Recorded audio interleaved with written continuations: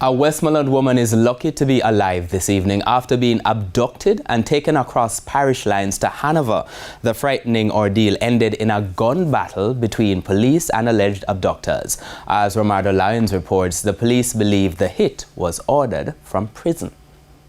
A 33-year-old woman has been left traumatized after narrowly escaping death in what police believe was ordered by the incarcerated leader of the Kings Valley gang.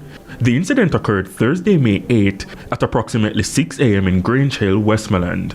In a daring and terrifying sequence of events, she was taken from her vehicle by 3 armed men. This was after they blocked the roadway using a log. Things got worse for the woman, who's a public servant.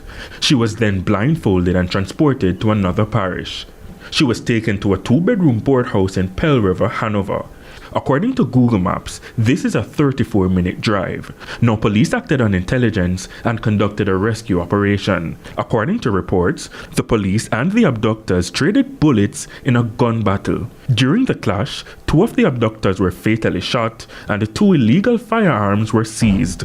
According to the police, 2 suspects, both from Hanover addresses, escaped during the confrontation. The woman was rescued and was not physically harmed. The ordeal and the suspected link to the incarcerated gang leader is a long-standing issue for the Jamaican police.